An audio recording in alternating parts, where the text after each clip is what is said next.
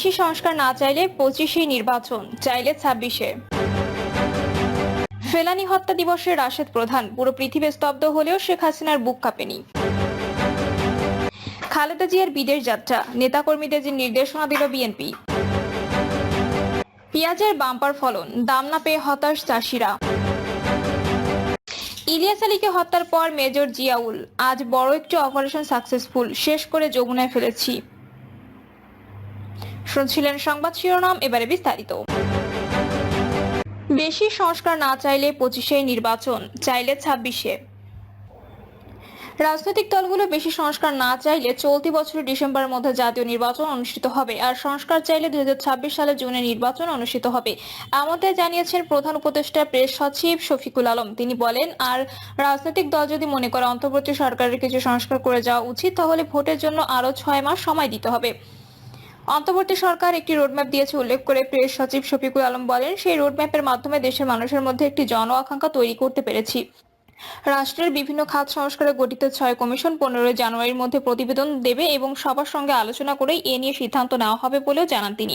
সবার সঙ্গে আলোচনার ভিত্তিতে ভালো একটা নির্বাচন অনুষ্ঠিত হবে বলেও আশা প্রকাশ করেন প্রেস সচিব। -2 ফর্মুলা নিয়ে সরকার ভাবছে না জানিয়ে শফিকুল আলম বলেন, লুটপাট, দুর্নীতি ও জুলাই আগস্টে গণহত্যায় জড়িতদের রাজনীতি করার কোনো অধিকার নেই। এর সময় প্রেস সচিব আরো বলেন, অর্থনীতি যে গতিতে এগোচ্ছিল সেই হিসেবে বর্তমান রিজার্ভ থাকার কথা ছিল $20 বিলিয়ন, কিন্তু বর্তমানে তা আছে $22 বিলিয়ন। সেই হিসাবে বলতে পারি আমরা ঘুরে দাঁড়িয়েছি। ফেলানী হত্যা দিবসে রাশেদ প্রধান, পুরো পৃথিবী স্তব্ধ হলেও শেখ হাসিনার বুক কাঁপেনি। জাতীয় গণতান্ত্রিক পার্টির সহসভাপতি ও দলীয় মুখপাত্র রাশেদ প্রধান বলেছেন, 2011 সালের 7 জানুয়ারি কাঁটাতারের বেড়ায় ঝুলন্ত ফেলানীর নিথর লাশ দেখে পুরো পৃথিবী স্তব্ধ হয়ে গিয়েছিল, অথচ শেখ হাসিনার বুক কাঁপেনি। বিএসএফ অথবা ভারত সরকার অনুশোচনা বোধ করেনি, এরকম বন্ধু আমাদের প্রয়োজন নেই। রাশেদ প্রধান বলেন, আওয়ামী লীগ সরকারের নতজানু পররাষ্ট্রনীতির কারণে দিনের পর দিন ভারতের বিএসএফ সীমান্তে পাখির মতো হত্যা চালিয়েছে। রক্তপিপাসু আওয়ামী সরকার ভারতকে সীমান্ত হত্যাকাণ্ড চালানোর ফ্রি লাইসেন্স দিয়েছিল বলে একবারও প্রতিবাদ করেনি। তিনি বলেন, ভারত সরকার বন্ধুত্বের মিথ্যা আশ্বাস এবং লাশ হস্তান্তর ব্যতীত কিছুই করেনি, তাই ফেলানী হত্যার দায় শুধুমাত্র বিএসএফ এর নয়, ফেলানী হত্যার দায় ভারত ও শেখ হাসিনা দায়ী।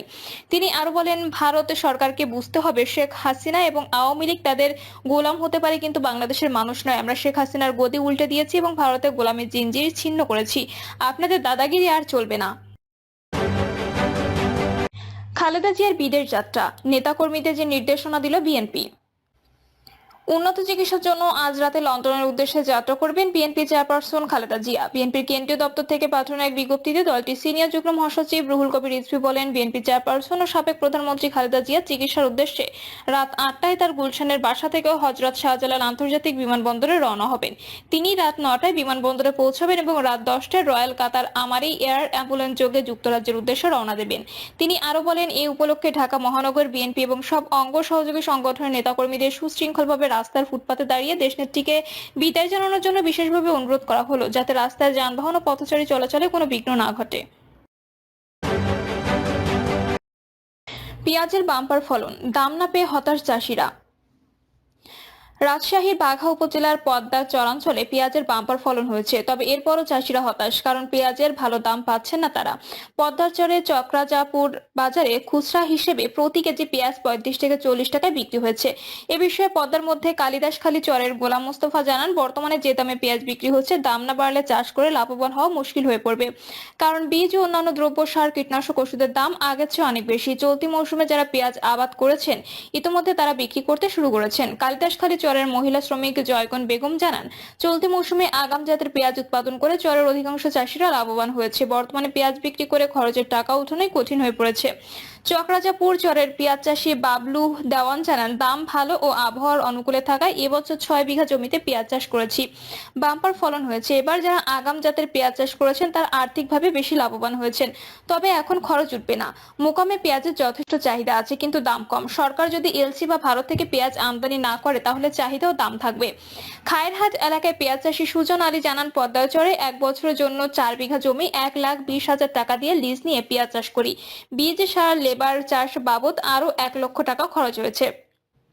বর্তমান বাজার মূল্যে লাভ হবে না, এ নিয়ে চিন্তায় আছি। উপজেলার চাঁদপুর গ্রামে জাকির হোসেন, পলাশী ফতেপুর গ্রামে জাহাঙ্গীর হোসেন সহ আরো অনেকে বলেন, উপজেলায় 1840 হেক্টর জমিতে মুড়িকাটা পেঁয়াজ চাষ হয়েছে। মুড়িকাটা পেঁয়াজের বীজ অনেক উচ্চ মূল্যে চাষিরা ক্রয় করে জমিতে বপন করেন। প্রতি বিঘা জমিতে পেঁয়াজ উৎপাদন খরচ হয়েছে 1,10,000 টাকা থেকে 1,20,000 টাকা। প্রাকৃতিক দুর্যোগের কারণে বিঘা প্রতি পেঁয়াজ উৎপাদন 40 থেকে 60 মণ হচ্ছে। বর্তমান বাজার মূল্যে 35 থেকে 45,000 টাকা। প্রতি বিঘা জমিতে কৃষকের লোকসান হচ্ছে 40 থেকে 50,000 টাকা। পেঁয়াজ উত্তোলনে ভরা মৌসুম চলছে, এরপর বিদেশ থেকে পেঁয়াজ আমদানি হওয়ার কারণে চাষিরা ন্যায্য মূল্য থেকে বঞ্চিত হচ্ছেন। এই মুহূর্তে বিদেশ থেকে পেঁয়াজ আমদানি বন্ধ না করা হয় তাহলে চাষিরা বিরাট লোকসানের মুখে পড়বে। এর মধ্যে চাষিরা বিদেশ থেকে পেঁয়াজ আমদানি বন্ধের দাবিতে 2রা জানুয়ারি উপজেলা নির্বাহী কর্মকর্তার মাধ্যমে জেলা প্রশাসক বরাবর স্মারকলিপি দেন। উপজেলা কৃষি কর্মকর্তা শফিউল্লাহ সুলতান জানান, উপজেলার সর্বত্র কম বেশি পেঁয়াজের চাষ হয়েছে। উপজেলার 2টি পৌরসভা ও 7টি ইউনিয়নে যে পরিমাণ পেঁয়াজ চাষ হয়েছে তার চেয়ে বেশি চাষ হয়েছে শুধু পদ্মার চরাঞ্চলে। এবছর প্রথমের দিকে ভালো দাম পেয়েছেন চাষিরা। উপজেলায় পেঁয়াজ চাষ হয়েছে 1,840 হেক্টর। ইলিয়াস আলীকে হত্যার পর মেজর জিয়াউল, আজ বড় একটি অপারেশন সাকসেসফুল, শেষ করে যমুনায় ফেলেছি। সিলেট অঞ্চলে বিএনপির প্রভাবশালী নেতা এম ইলিয়াস আলীকে গুম করার পর হত্যা করে মেজর জেনারেল জিয়াউল হোসেনের নেতৃত্বে একটি কিলিং স্কোয়াড। হত্যার পর খুনিচক্র ইলিয়াস আলীর লাশ যমুনা নদীতে ফেলে দেয়। এই চাঞ্চল্যকর গুম ও হত্যার নির্দেশদাতা ছিলেন খোদ তৎকালীন প্রধানমন্ত্রী শেখ হাসিনা। আন্তর্জাতিক অপরাধ ট্রাইব্যুনালে 164 ধারায় দেওয়া স্বীকারোক্তিতে র্যাব সদস্য সার্জেন্ট তাহেরুল ইসলাম ইলিয়াস আলীকে অপহরণের পর লোমহর্ষক হত্যাকাণ্ডের বর্ণনা দিয়ে চাঞ্চল্যকর এসব তথ্য দেন।